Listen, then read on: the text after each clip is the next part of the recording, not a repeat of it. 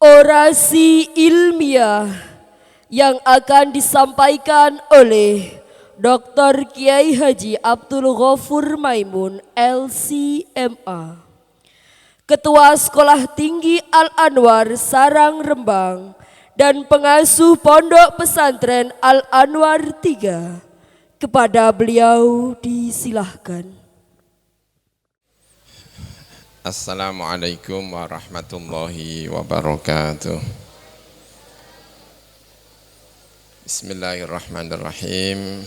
Alhamdulillahi rabbil alamin. Innal hamdalillah nahmaduhu wa nasta'inuhu wa nastaghfiruh wa na'udzu billahi min syururi anfusina wa min sayyiati a'malina.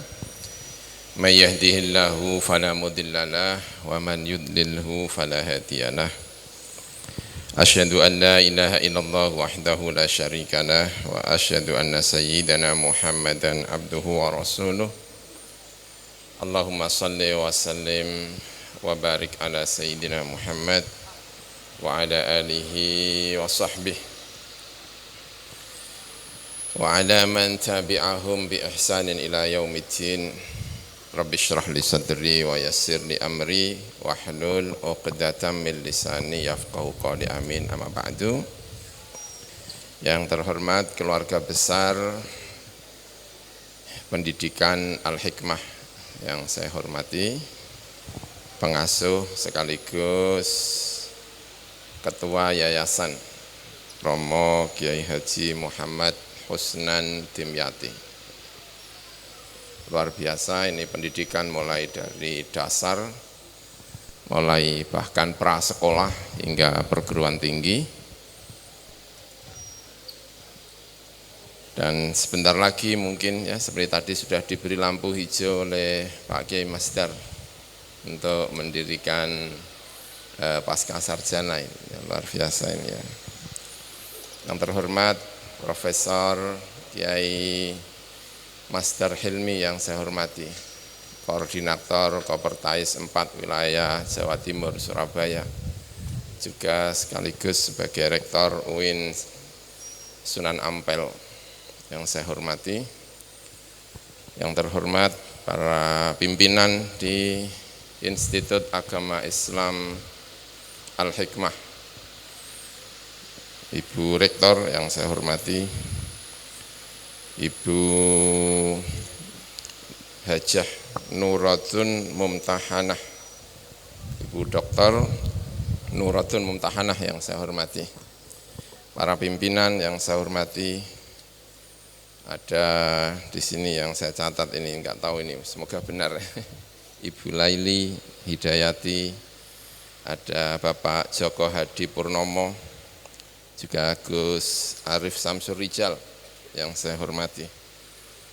Mohon maaf tidak hafal gelar-gelarnya, mungkin semuanya sudah S3, amin ya rabbal alamin ini ya. Juga tamu undangan yang saya hormati dari Universitas Nugiri, juga Universitas Nahdlatul Ulama di Bojonegoro. Yang saya hormati semua para pimpinan, para tamu undangan, para alim ulama, para kiai, para wali murid, dan juga para wisudawan, wisudawati yang saya hormati, yang saya banggakan. Ada 137 jumlah yang luar biasa, menjadi angkatan yang akan menyebarkan nilai-nilai Al-Hikmah. Ya, ini namanya seperti tadi disampaikan oleh Kiai Masdar, ini nama yang luar biasa ya. Beberapa kali Al-Hikmah itu disebut di dalam Al-Quranul Karim. Juga bagian dari sesuatu yang diperintahkan kepada Nabi Muhammad untuk disampaikan kepada umatnya. Laqad manallahu 'alal mu'minina idz ba'atsa fihim rasulan minhum, rasulan min anfusihim yatlu 'alaihim ayatihi wa yuzakkihim wa yu'allimuhumul kitaba wal hikmah wa in kanu min qablu la fi dhalalim mubin. Jadi salah satu yang diajarkan ini untuk adik-adik semuanya ini ya, mohon untuk diresapi betul seperti tadi disampaikan oleh Kiai Masdar, bahwa salah satu yang diajarkan oleh Nabi kepada para umatnya itu apa yang dalam Al-Quran disebut Al-Hikmah. Al-Hikmah itu menurut salah satu catatan tafsir, salah satu pemaknaannya adalah kebenaran-kebenaran yang ada di alam raya ini, walaupun tidak secara nas disampaikan oleh Al-Quran, tidak secara nas disampaikan oleh hadis Nabi. Selama itu merupakan kebenaran, kebaikan, itu tetap harus diajarkan oleh Nabi, dan itu menurut beberapa tafsir itu disebut Al-Hikmah. Dan itu yang kemudian dijabarkan oleh para alim ulama, dijabarkan oleh para wali songo, dan saya yakin juga disebarkan oleh para kiai-kiai di Nusantara ini. Makanya pada siang hari ini 137 akan menyebarkan nilai-nilai institusi ini ke seluruh masyarakat. Pesan dari Nabi Yakub alaihissalam, ya baniya la tadkhulu min babin wahidin wadkhulu min abwabin mutafarriqah. Kata Nabi Yakub kepada putra-putranya, masuk dari berbagai pintu, jangan masuk dari satu pintu. Diingatkan oleh Profesor Masdar, masuk ke berbagai pintu, jangan hanya berkutat kepada ijazah. Saya yakin nanti pulang ada yang jadi guru, ada yang jadi pedagang, ada yang jadi petani, ada yang jadi aktivis, mungkin akan mengisi pos-pos di pemerintahan. Alumninya banyak yang putri ini sepertinya. Yang maju di depan tadi juga kayaknya putri-putri. Gubernurnya juga putri ya, rektornya juga putri. Suatu saat yang jadi imam ini kayaknya harus dilukir. Karena yang hafal Al-Quran juga banyak yang putri. Saya punya santri-santri yang hafal Al-Quran juga banyak yang putri. Kami sama ya, saya juga di sekolah tinggi seperti ini, wajib hafal 3 juz, itu yang juara juga putri-putri. Luar biasa ya, Masya Allah. Ini salah satu yang diajarkan oleh Nabi itu Al-Hikmah itu tadi. Makanya semoga masuk ke berbagai pintu dengan membawa hikmah ini. Pendidikan ini juga dijalankan benar oleh Wali Songo ya. Wali Songo itu ada yang model pesantrennya itu model pesantren pondok ya. Dan itu diwakili oleh Sunan Ampel. Karena begitu Sunan Ampel pindah ke Surabaya, lalu mendirikan pesantren, membangun santri-santri. Dan santrinya itu juga jadi macam-macam. Karena kebetulan Sunan Kalijogo itu menantunya Arya, siapa itu ya namanya, Arya Teja, Bupati Tuban. Bupati Tuban punya putri, tampaknya ahli hikmah, ahli di bidang musik Jawa. Dan hari ini kita juga mendengarkan musik, tapi semuanya putri ya, juga enggak ada yang putra ini. Mana ini yang laki-laki ini kok perlu disunat kembali ini kayaknya ini.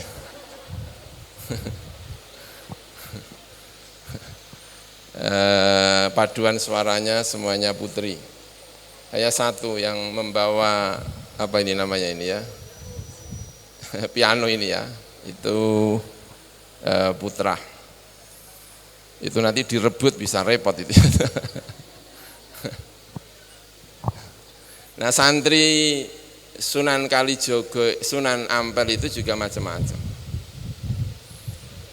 Ada namanya Raden Patah yang mendirikan Kerajaan Demak. Itu santri Sunan Ngampel, datang dari Palembang, anak dari Brawijaya, anaknya Kertawijaya. Itu menjadi penguasa pertama di Demak. Ada lagi misalnya Sunan Giri, itu juga salah satu santri pondok pesantren Ngampel. Benar-benar mondok di Ngampel itu, di bawah kepengasuhan Sunan Ngampel. Itu juga menjadi raja, tapi sekaligus ahli di bidang perdagangan. Kata ayah saya dulu itu, orang kaya-kaya muslim itu di Gresik. Gresik itu isinya wong sugih-sugih. Ngendikane orang tua saya dulu itu, yang Gresik itu isinya muslim-muslim kaya. Dan itu salah satu yang ngayomi orang-orang kaya ini adalah Sunan Giri. Itu ada yang jadi pedagang top. Lalu juga ada santrinya sekaligus putranya, misalnya ada yang seperti Sunan Bonang. Sunan Bonang itu pernah dakwah di Kediri, tapi banyak konfliknya katanya, karena metode yang digunakan agak keluar dari banyak hikmah-hikmah Jawa. Karena itu kemudian mental dari Kediri. Kediri tidak berhasil diislamkan oleh Sunan Bonang. Karena itu kemudian pindah ke Demak, lalu pindah ke Lasem, pindah ke Tuban, dengan menggunakan hikmah, lahirlah generasi-generasi Islam yang luar biasa di Lasem dan di ini. Karya-karya musiknya juga luar biasa. Lalu ada yang modelnya pendidikan itu seperti pengajian. Itu modelnya Sunan Kalijogo. Karena Sunan Kalijogo itu tidak punya pesantren. Tapi Sunan Kalijogo itulah yang mengislamkan banyak bupati-bupati di wilayah tengah. Purworejo, daerah-daerah selatan, daerah-daerah Magelang. Orang-orang priayi itu, para priayi, para petani, tidak secara resmi hidup dalam pesantren, tetapi mereka ini dijadikan santri oleh Sunan Kalijogo. Dan hasilnya juga luar biasa. Maka kemudian Indonesia ini menjadi mayoritas muslim dengan berbagai kecenderungannya macam-macam. Tapi pada saat itu semuanya dianggap sebagai santri. Yang menjadikan kemudian ada santri dan abangan itu kan setelah Belanda, yang kemudian ditinjau oleh sarjana-sarjana barat. Tapi sebetulnya pada generasi itu hampir semua muslim itu disebut sebagai santri. Ada yang mondok dan ada yang tidak mondok. Maka alhamdulillah kampus ini juga berdiri, lahir dari pesantren, didirikan oleh Kiai Husnan, tadi menyebut salah satu santri dari almarhum mbah saya, Mbah Zuber. Ya, Mbah Zuber itu juga tidak punya pondok, yang punya pondok mertuanya, kakeknya, tetapi beliau pengajar, tapi tidak memiliki pondok. Nah, saya berharap santri ini 137 masuk ke wilayah-wilayah yang macam-macam, tidak tertumpu kepada ijazah, tetapi tadi yang saya sampaikan mengutip Nabi Yakub alaihissalam, wadkhulu min abwabin mutafarriqah, masuk dari berbagai pintu, tetapi tetap membawa nilai-nilai santri. Itu yang luar biasa. Ada yang jadi petani tetap sebagai santri, setiap langkahnya tetap membawa nama besar Al-Hikmah. Sayyidah Aisyah ya, radhiyallahu anha itu ketika ditanya bagaimana para sahabatnya Nabi, itu jawaban Aisyah itu luar biasa itu. Bukan jawabannya, wah sahabatnya Nabi itu senengane ibadah. Bukan gitu jawabannya Sayyidah Aisyah ketika ditanya itu. Sayyidah Aisyah itu ketika ditanya sahabat Nabi itu jawabannya, kanat ashabu Rasulillah ummala anfusihim. Para sahabatnya Rasulullah itu adalah para pekerja-pekerja untuk dirinya.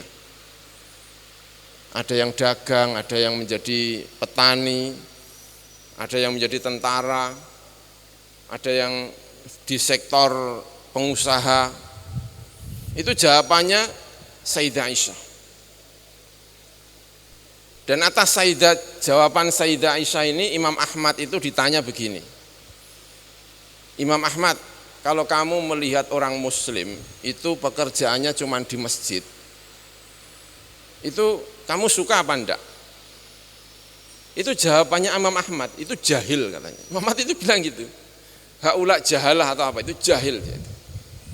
Yang benar itu tidak hanya di masjid, tetapi juga ke pasar, tetapi juga masuk ke sektor-sektor dalam kehidupan ini.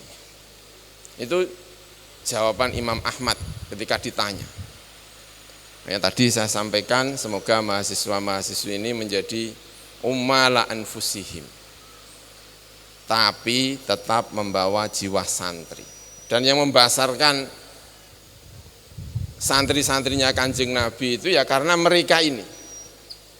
Umar itu orang yang sehebat itu mengaku, saya itu tidak ngaji setiap hari, karena saya itu pedagang. Saya kadang ngaji, kadang saya tidak ngaji. Jadi para wali murid itu juga saya kira kampus ini juga tidak berharap bahwa santri-santri ini kemudian benar-benar dalam seluruh hidupnya bertumpu kepada ijazah, formalisme seperti yang tadi disampaikan oleh Kiai Masdar. Tapi masuk ke wilayah-wilayah dengan pengalaman selama 4 tahun dididik di sini, dengan segala pernik-perniknya, jiwa santrinya tumbuh, itu akan menjadi bom, ya, menjadi kekuatan yang luar biasa. Dengan filsafat al-hikmah itu tadi yang menjadikan Islam itu menjadi moderat, karena ada unsur al-hikmah itu tadi. Seluruh elemen pondok pesantren di Nusantara ini itu pasti mengandung unsur-unsur lokal, itu pasti. Di Masjid Demak, ini saya, yang pernah ke Masjid Demak, itu di pengimamannya itu ada matahari Majapahit. Beberapa waktu, entah setahun yang lalu atau kapan, saya datang ke Demak bersama keluarga, sama anak-anak, sama istri, nelpon minta ketemu dengan para, ini salah satu orang yang bisa menunjukkan sejarah Raden Patah, yang saya sengaja datang. Itu salah satunya menyampaikan di pengimamannya itu, dan saya lihat sendiri, itu ada mataharinya Majapahit. Bahkan di pengimamannya persis itu ada gambar penyu. Gambar penyu. Saya itu enggak nyangka ada masjid depannya gambarnya itu penyu di pengimaman. Nanti santri-santri ini, mahasiswa-mahasiswi, wisudawan, wisudawati, kalau pergi ke Demak jangan hanya ke makamnya, tetapi ke masjidnya, lihat ornamen-ornamennya. Betapa Islam yang berkembang di Indonesia ini, unsur-unsur lokalnya, hikmah-hikmah lokal tadi yang saya sampaikan itu luar biasa. Kemudian rumah-rumah kudus, ya, kalau kita pergi ke Kudus, itu rumah-rumah kudus itu ornamen-ornamennya, termasuk gapuranya itu adalah gapura Majapahit. Saya tanya kepada ahlinya di Demak itu, ini kenapa bisa seperti ini? Karena ingin menyampaikan bahwa Demak itu penerus Majapahit. Jadi tidak hanya penerus Islam, tetapi penerus Majapahit. Ini luar biasa. Jadi saya pikir santri-santri ini punya roh dari pengasuh. Saya senang sekali karena pimpinan tertinggi di kampus yang berbasis pesantren itu tidak rektor, tetapi pimpinan tertingginya itu adalah pengasuh. Karena itu yang akan membawa ruh para santri-santri. Saya lama dididik di Al-Azhar. Al-Azhar itu ada yang namanya rektor. Tetapi di atas rektor itu masih ada yang namanya Syekhul Azhar. Pimpinan tertingginya tidak hanya rektor, tapi pimpinan tertingginya itu adalah Syekhul Azhar. Ingin menampilkan bahwa kampus ini nilai-nilai spiritualitasnya itu di atas nilai-nilai ilmu. Dalam ilmu-ilmu pesantren itu biasanya al-adab qoblal ilm. Adab didahulukan sebelum ilmu. Dan alhamdulillah ini pimpinan Kopertaisnya Kiai Masdar Hilmi ini juga alumni pesantren, lama di pondok pesantren Al-Hidayah Lasem beliau. Santrinya Kiai Maksum, Kiai Ahmad Syakir, sekarang bisa menjadi rektor di UIN Surabaya. Makanya mohon maaf Pak Masdar, saya senang menyebut Kiai Masdar. Mumpung ketemu di pesantren ini, luar biasa ini. Para santri yang saya hormati, para wisudawan, wisudawati, itu saya kira yang bisa saya sampaikan. Saya juga tidak ingin lama-lama. Yang penting semangat menjadi santri, membawa Islam yang moderat. Islam inilah yang dibawa oleh Wali Songo, berada dimanapun, karena setelah ini pasti akan kemana-mana. Jangan lupa Kiai Husnan. Jangan lupa para pimpinan sebagai pembentuk ilmu, tetapi juga para pengasuh ini, pembentuk spiritualitas ini juga sangat-sangat penting. Dua-duanya kita laksanakan, kita juga belajar Al-Quran, tetapi juga sekaligus belajar hikmah. Hikmah ini yang menjadikan Islam lebih lentur, Islam tampak moderat, sehingga tidak menjadi masalah di negeri ini, tetapi menjadi bagian dari solusi. Karena kalau kita mengetengahkan Islam tidak pas, itu jangan-jangan nanti ada stigma bahwa Islam ini melahirkan masalah, tetapi tidak menyelesaikan masalah. 137 ini harapannya di tengah masyarakat akan menyelesaikan masalah, bukan melahirkan masalah. Ya. Bahsul masail, mencari masalah, bukan mencari solusi. Itu saya kira yang bisa saya sampaikan. Terima kasih yang sebesar-besarnya kepada para pimpinan diberi kesempatan untuk ikut hadir. Terima kasih, saya kenal di sini yang sangat akrab sama Ibu Fatona, karena dulu sama-sama aktif di NU di Mesir. Juga beliau kita suwun supaya masih bergabung dengan kampus kami. Terima kasih untuk Bu Fatona, juga terima kasih untuk semuanya. Terima kasih Kiai.